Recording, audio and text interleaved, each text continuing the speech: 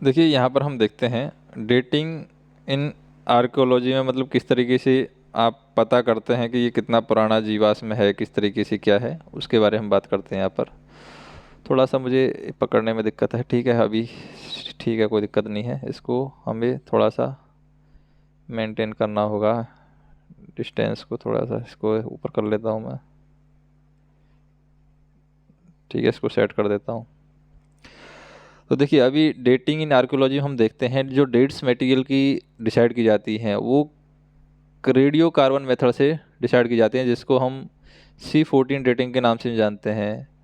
और अगर हमें हिस्ट्री पता करनी है क्लाइमेट और वेजिटेशन की, तो वो हम पता करते हैं प्लांट के जो रेसिड्यू रहेंगे, जो भी अवशेष रहेंगे उनको स्पेशली हम पोलन एनालिसिस से उसको एज को डिफाइन करने की कोशिश करते हैं कि वो कितना पुराना जीवाश्म है। C14 रेटिंग से भी हम पता कर सकते हैं। तो कार्बन डेटिंग है वो एग्रीकल्चर प्रैक्टिस में राजस्थान में सजेस्ट की गई थी और कश्मीर में भी सजेस्ट की गई थी 6000 साल पहले, मतलब 6000 BC, before Christ, Isa Masih का जो जन्म हुआ था उससे 6000 साल पहले की बात है। कार्बन डेटिंग है वो एग्रीकल्चर की फील्ड में प्रैक्टिस की जाती थी राजस्थान और कश्मीर में। ठीक है, तो ये बताता है, कार्बन डेटिंग से हमें पता चलता है, जो मतलब जो रेसिड्यू हैं उनसे पता चलता है। कार्बन डेटिंग की मेथड से हमने ये पता किया कि 6000 साल पहले कश्मीर और राजस्थान में है एग्रीकल्चर होता था, मतलब खेती यहाँ पर होती थी। An examination of animal bones enable us to find out whether the animal were domesticated and for finding out their use.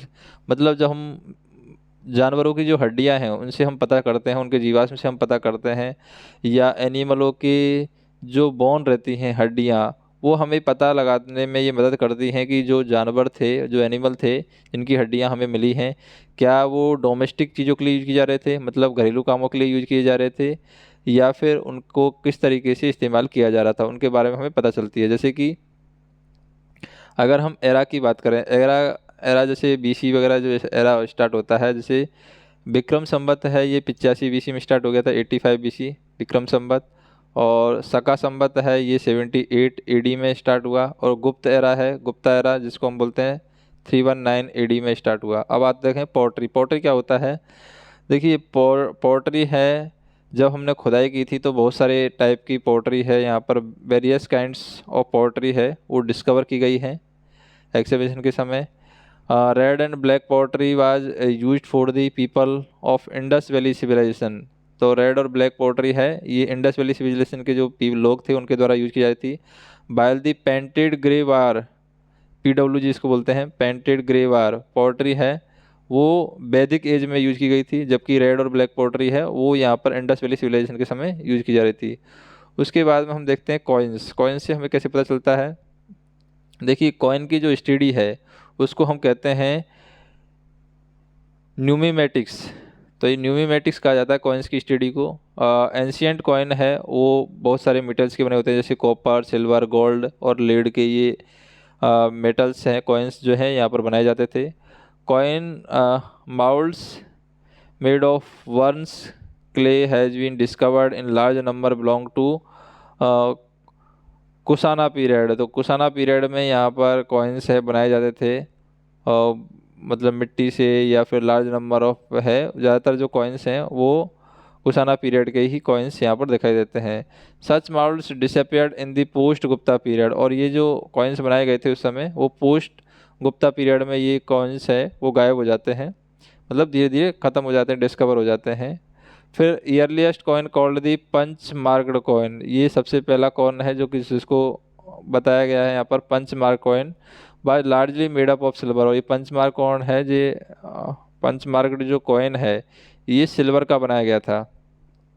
They contain few symbol but the later coin mentioned the name of king god and dates of instance. मतलब ये जो सिक्के होते थे इन सिक्कों में symbol होते थे, साथ में धीरे धीरे इनमें राजाओं का नाम आने लगा, रानियों का नाम आने लगा, देवताओं का नाम आने लगा, फिर डेट भी ये लोग डालने लग गए कॉइन में।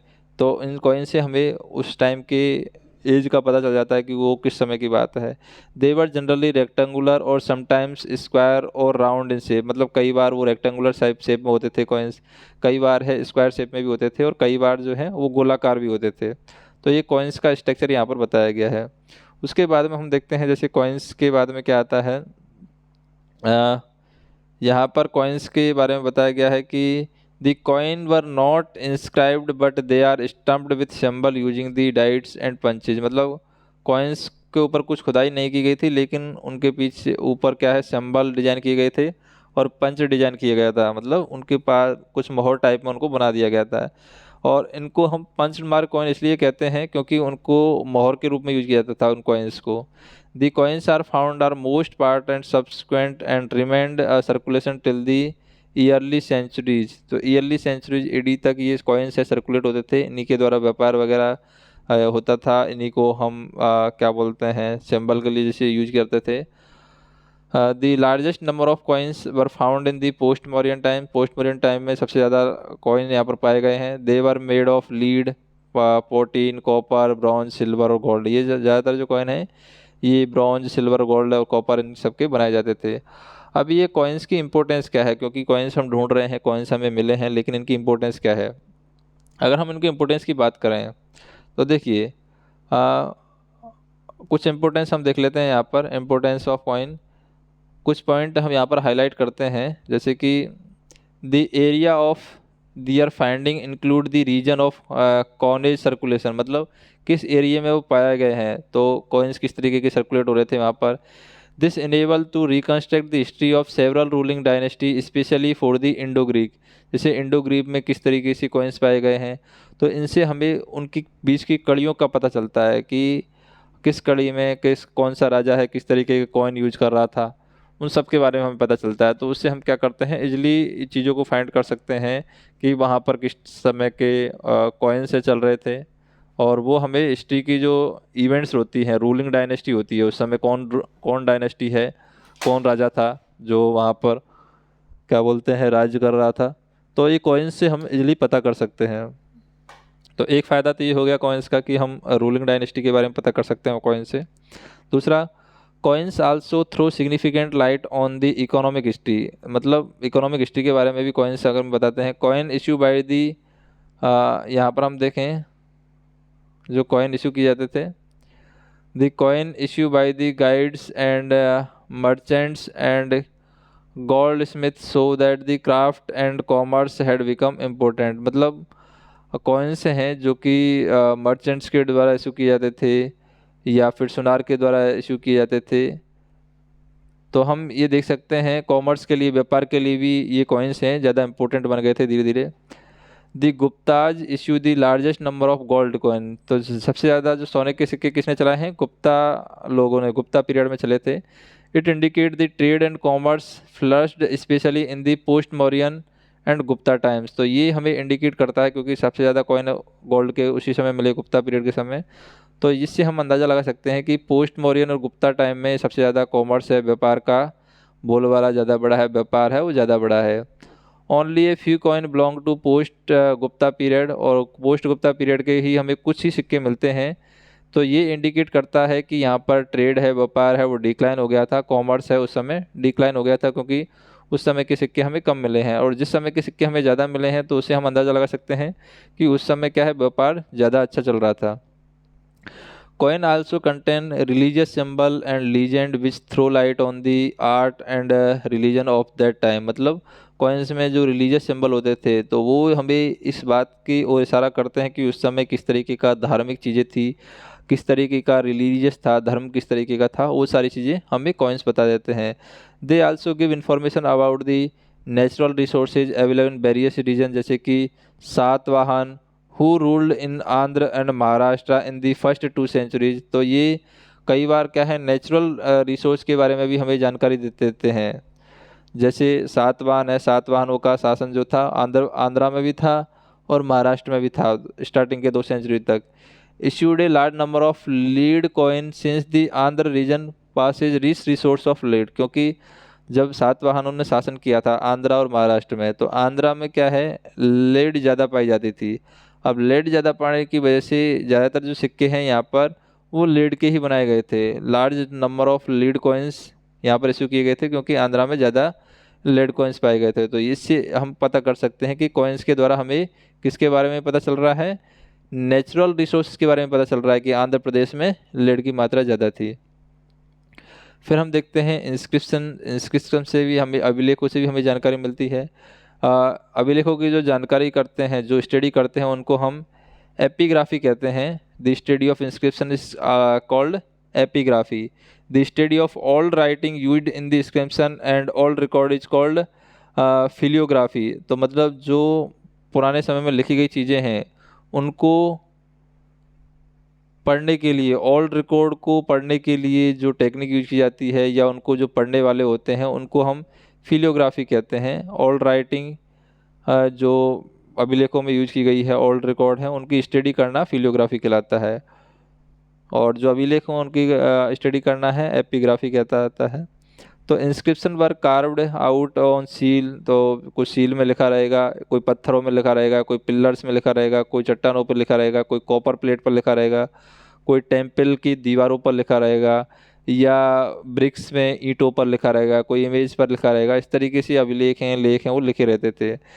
अगर हम बात कर लें early centuries of Christian era, copper plate began to used along with stone inscription. मतलब अगर हम स्टार्टिंग के क्रिश्चियन एरिया की बात करें, क्रिश्चियन इरा में क्या होगा, कॉपर प्लेट है वो यूज की जाती थी, किसके साथ में, स्टोन इंस्क्रिप्शन के साथ में कॉपर प्लेट यहाँ पर यूज की जाती थी। The earliest inscription were found on the seal of the Harappa belonging to 500 BC, but they have not been deciphered so far. मतलब कि अभी तक उसको पढ़ा नहीं गया है, लेकिन सबसे पहले जो अभिलेख लिखा गया, मतलब मिला था, हड़प्पा से मिला है और वो 2500 BC पुराना है, लेकिन उसको अभी तक पढ़ा नहीं गया है। उसके बाद हम देखें ओल्डेस्ट इंस्क्रिप्शन जो दे रखा है, oldest inscription डेसिपर्ड so far in Brahmi script that was issued by the Ashoka in the 3rd century.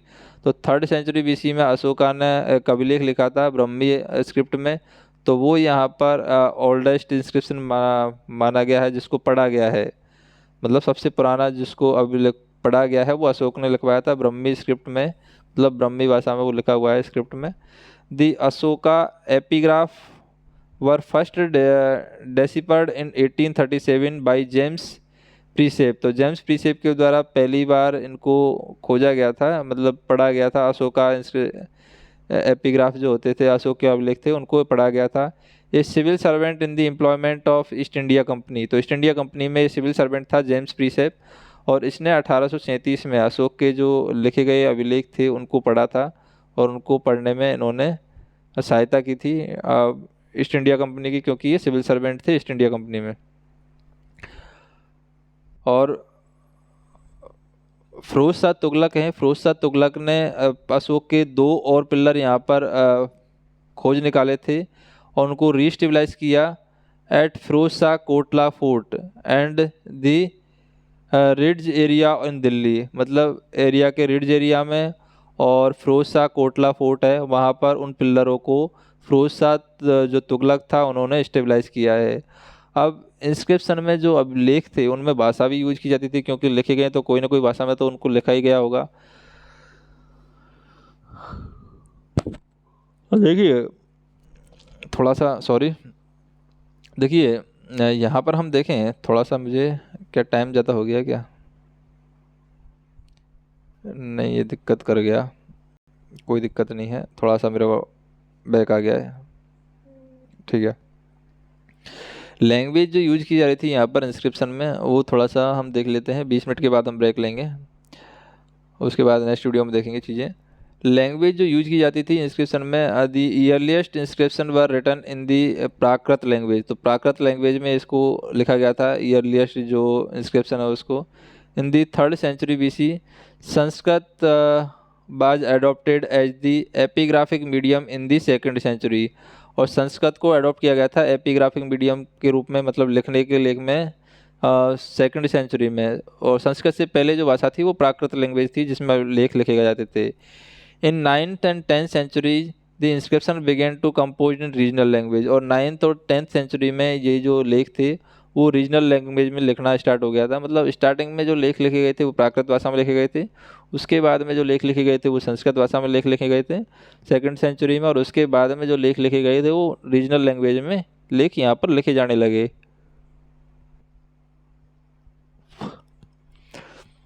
तो देखिए Ashoka inscription bar engraved in the Brahmi script. Ashoka के जो लेख हैं वो ब्रह्मी स्क्रिप्ट में लिखे गए हैं, which was written from left to right. और ब्रह्मी स्क्रिप्ट है, इसको लेफ्ट टू राइट लिखा गया है। Some inscription were written in the Kharosthi script, और कुछ अभिलेख हैं वो खरसोटी स्क्रिप्ट में लिखे गए हैं। और खरसोटी स्क्रिप्ट जो है उसको राइट टू लेफ्ट लिखा जाता है, जबकि ब्रह्मी स्क्रिप्ट है उसको लेफ्ट टू राइट लिखा जाता है। उसके बाद में देखें ब्रह्मी स्क्रिप्ट के बारे में। Brahmi script were prevailed in the whole century except from north western part. अगर हम कंट्री के नॉर्थ वेस्टर्न पार्ट को छोड़ दें तो ब्रह्मी स्क्रिप्ट है वो पूरे कंट्री में फैल गई थी। It continue to the main script till the end of the Gupta era. और ये मैन स्क्रिप्ट के जैसे ही काम में ली गई, गुप्ता ईरा के एंड तक ये इसको मैन स्क्रिप्ट के रूप में काम में लिया गया था। Greek and Aramaic script bar used in the writing Ashoka inscription इन अफगानिस्तान। तो अफगानिस्तान में अशोका के जो अभिलेख लिखे गए थे वो ग्रीक और अरामिक स्क्रिप्ट में लिखे गए थे। उसके बाद हम देखें दी बोगाज कोई इंस्क्रिप्शन। बोगाज कोई इंस्क्रिप्शन है यहाँ पर। बोगाज कोई inscription found in the Asia minor mention वैदिक गोल्ड मेत्रा वरुणा इंद्र और नसत्य। तो ये बोगाज खोई इंस्क्रिप्ट है, इसमें एशिया माइनर में ये वैदिक गॉड हैं, जो वैदिक गॉड हम समझते हैं जिनको मित्रा वरुणा इंद्र और नसत्या, उनके बारे में हमें जानकारी मिलती है। तो थोड़ा सा मुझे नींद आ रही है, टाइम हो गया शायद 16 मिनट हो गया, चलो 2-3 मिनट और पढ़ लेते हैं। फिर ये एंशियंट इंस्क्रिप्शन के लेख लिखे गए हैं। फिर टाइप्स ऑफ इंस्क्रिप्शन यहाँ पर दिखाया गया है। 4 टाइप्स की इंस्क्रिप्शन है जो कि हमें एंशियंट इंडिया की हिस्ट्री को समझने में मदद करेंगे। सम इंस्क्रिप्शन कन्वे रॉयल ऑर्डर। कुछ इंस्क्रिप्शन में राजा के आदेश लिखे गए हैं। डिसीजन रिगार्डिंग दी सोशल, जो राजा ने आदेश लिए थे, सोशल हो सकता है, रिलीजियस हो सकता है, एडमिनिस्ट्रेशन मैटर्स का हो सकता है, ऑफिशियल हो सकता है, पब्लिक हो सकता है। और अशोका इंस्क्रिप्शन है, अशोका जो लेख हैं वो इसी कैटेगरी के अंदर आते हैं। कुछ अदर इंस्क्रिप्शन हैं जो कि वोटिव रिकॉर्ड होते हैं, जैसे बुद्धिज्म के, जैनिज्म के, वैष्णविज्म के, और जो कि पिलर्स पर लिखे गए हैं या टेबल्स पर लिखे गए हैं या टेम्पल की इमेज पर मार्क किया गया है डिवोशंस के रूप में। तो ये दूसरे तरह के इंस्क्रिप्शन हो गए। उसके बाद में यहाँ पर हम देखें 3rd टाइप के जो इंस्क्रिप्शन है वो राजा के जो अचीवमेंट हैं उन पर प्रचार डालते थे, मतलब राजा के अचीवमेंटों के बारे में लिखा जाता था। उसके सक्सीजर जो हैं, जैसे कि इलाहाबाद पिलर इंस्क्रिप्शन में हम देखें समुद्रगुप्त उस कैटेगरी के हैं, मतलब समुद्रगुप्ता है वो इसी कैटेगरी में बिलोंग करते हैं। समुद्रगुप्त में इलाहाबाद में जो पिलर है वहाँ पर इस तरीके के लेख लिखवाए हैं। Finally there are donation record which referred specially to gift of money, cattle, land, mainly for religious purpose, made not only by king, princes but also artisans and merchants. कई बार व्यापारी और ये भी यहाँ पर दान दक्षिणा करते थे, तो उनके बारे में भी अभिलेखों में लिखा गया है। तो inscription recording land grant made mainly by the chief and prince were very important for the study of the land system and administration in ancient India. These are mostly engraved on the copper plate. They contain the grant of land revenue and pledge made to the monks, priests, temples और monarchies, vassals and officials। इनको ये क्या है, ज़मीन देते थे बाद में क्योंकि उन पर मंदिर वगैरह बना सके। जैसे इम्पोर्टेंट एंशियंट इंस्क्रिप्शन की अगर हम बात करें, हम जैसे इंस्क्रिप्शन है हमारी उत्तरामियर इंस्क्रिप्शन। उत्तरामियर इंस्क्रिप्शन में हम क्या देखा है, यहाँ पर कौन सी जगह है, ये चेन्नई में है उत्तरामियर इंस्क्रिप्शन। चेंगलपट्टू है, चेंगलपट्टू वर्तमान में क्या है, कंचीपुरम डिस्ट्रिक्ट जो कि साउथ चेन्नई में है, वहाँ पर है चेंगलपट्टू। और ये किसके बारे में हमें जानकारी देता है, ये हमें देता है it is notated for the temple inscription that describe the self governance system exist around the 7th and 9th century, मतलब 7th और 9th सेंचुरी में सेल्फ गवर्नेंस सिस्टम है एग्जिस्ट करता था, और ये मंदिर पे एक अभिलेख लिखा हुआ है, वहाँ पे लिखा हुआ था। दूसरा है ईरान इंस्क्रिप्शन। ईरान इंस्क्रिप्शन है जिसको हम कह सकते हैं मध्य प्रदेश, जो कि बीना रिवर पर है, वहाँ पर सागर डिस्ट्रिक्ट में ये ईरानियन इंस्क्रिप्शन लिखी हुई है। इसमें क्या लिखा हुआ था, ये ईयरलीस्ट एविडेंस है सती, जो कि इंडिया में सबसे पहले सती पाई गई थी, वो उसका सबसे पहला सबूत यहीं पर हमें मिलता है। तीसरा है हमें यहाँ पर देखें, इसको हम बोलते हैं बेशनगर विदिशा इंस्क्रिप्शन है। तो बेशनगर विदिशा इंस्क्रिप्शन की बात करें, विदिशा जो कि वर्तमान में मध्य प्रदेश में है, विदिशा, बेशनगर विदिशा इंस्क्रिप्शन। तो दिस पिलर जो है inscription were constructed by the Heliodorus और Greek ambassador and belong to Sunga period. 2nd century में जो सुंगा पीरियड है, उनके यहाँ पर पिलर पर लिखा हुआ था। हेलिडोर्स और ग्रीक एम्बेसडर थे, वहाँ पर ये लिखा हुआ था। It is written in the Prakrit language, और ये यहाँ पर विदिशा में जो लिखा हुआ है बेशनगर विदिशा, ये प्राकृत लैंग्वेज में लिखा हुआ है। और कुछ यहाँ पर सांस्कृतिक स्पेलिंग भी लिखी हुई है, ब्रह्मी स्क्रिप्ट भी लिखी हुई है। और ये डिवोटी है भगवान वसुदेव का, लॉर्ड वासुदेव का डिवोटी है यहाँ पर, मतलब हम कह सकते हैं इस पिलर पर भगवान वासुदेव के बारे में लिखा हुआ है। तो उसके बारे में चीज़ें हैं बेशनगर। उसके बाद में हम देखें एक और यहाँ पर दिया हुआ है जूनागढ़ इंस्क्रिप्शन है। जूनागढ़ के बाद में भी हम देखेंगे जूनागढ़ इंस्क्रिप्शन है जो गुजरात में दिखाया गया है। यहाँ पर फर्स्ट प्योर संस्कृत इंस्क्रिप्शन है, मतलब पूरा संस्कृत में यहाँ पर लिखा हुआ है by the king Rudraman Shakya dynasty. Rudraman Shakya dynasty के किंग थे 115 एडी में, तब यहाँ पर जूनागढ़ डिस्ट्रिक्ट गुजरात में ये जूनागढ़ इंस्क्रिप्शन लिखा गया था। It says that the Pushyagupta the governor of Chandragupta Maurya built A dam on the Sudarshan lake. तो सुदर्शन लेक में जो पुष्यगुप्त था, जो कि चंद्रगुप्त मौर्य का गवर्नर था, उन्होंने सुदर्शन लेक में एक डैम बनाया था, जिसको यहाँ पर जूनागढ़, और उस डैम पर जूनागढ़ डिस्क्रिप्शन है, और ये पूरा संस्कृत में लिखा हुआ है। और ये किंग कौन थे, किंग रुद्रदमन थे, ये शाक्य डायनेस्टी के थे। ठीक है। उसके बाद में मेहरौली इंस्क्रिप्शन हम देख सकते हैं। मेहरौली इंस्क्रिप्शन में क्या है बताया गया है, मेहरौली इंस्क्रिप्शन जिसे गरुड़ पिलर के रूप में भी हम कह सकते हैं, गरुड़ पिलर है मेहरौली इंस्क्रिप्शन में। ओरिजिनली ये विष्णुपद उदयगिरी मध्य प्रदेश का है, लेकिन transported to the Delhi later, बाद में इनको दिल्ली ट्रांसपोर्ट किया गया था ये इस पिलर को, मेहरौली इंस्क्रिप्शन को। पहले ये उदयगिरी मध्य प्रदेश में थे विष्णुपद के नाम से। It is probably erected by the Chandragupta Vikramaditya. Chandragupta Vikramaditya के द्वारा इसको लिखा गया है।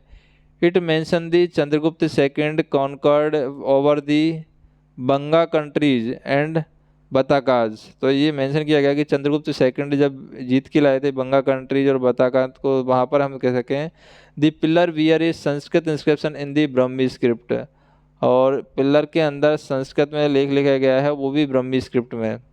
फिर है एईहोल इंस्क्रिप्शन है। एईहोल इंस्क्रिप्शन कहाँ पर है, बगालकोट कर्नाटका में है, बगालकोट। तो इसमें हम देखें it is eulogy of Chalukya king Pulakeshin second and mentioned the his victory over Harshavardhana. मतलब चालुक्य के शासक थे, हम कह सकते हैं चालुक्य किंगडम, वो थे पुलकेशिन सेकंड। पुलकेशिन सेकंड है, उनकी विजय हुई थी हर्षवर्धन के ऊपर, तो उसके अब लिए ये लेख लिखा गया है। It is written in the Sanskrit composed by the Ravi Kirti. Ravi Kirti के द्वारा इसको संस्कृत में लिखा गया है, और ये इस पर एक पोएट लिखी गई है पुलकेशन सेकंड के लिए ही, यहाँ पर एक पोएट लिखी हुई है, उसके बारे में बताया गया है। ठीक है। उसके बाद में हम देखें और भी हैं अभिलेखों के में हम देखें इलाहाबाद पिलर इंस्क्रिप्शन है, प्रयाग प्रशस्ति। इलाहाबाद पिलर प्रशस्ति में ये आ जाता है हमारा इलाहाबाद प्रशस्ति, इलाहाबाद उत्तर प्रदेश में है ये। It is issued by the Samudragupta and composed by the Harisena. Harisena के द्वारा समुद्रगुप्त के द्वारा इश्यू किया गया था, हरिसेन के द्वारा कंपोज किया गया था। और रिफाइंड संस्कृत लैंग्वेज में इसको लिखा गया है चंपू काव्य स्टाइल में। इसको रिफाइंड संस्कृत लैंग्वेज में लिखा गया है चंपू काव्य स्टाइल में। It mention the conquest of the Samudragupta in north and south and described the boundaries for Gupta empire and his diplomatic relations. तो ये यहाँ पर समुद्रगुप्त के अंदर हम देखें, समुद्रगुप्त में नॉर्थ और साउथ में इसको मेंशन किया गया है। North and south and describe the boundaries of Gupta empire and his diplomatic relation. मतलब गुप्ता एम्पायर के जो डिप्लोमेटिक रिलेशंस हैं, उनकी बाउंड्रीज हैं, उनके बारे में ये जानकारी देता है। फिर हस्ती गुम्फा इंस्क्रिप्शन है, हस्ती गुम्फा हाथी गुम्फा इंस्क्रिप्शन हम बोल सकते हैं इसको, हाथी गुम्फा अभिलेख।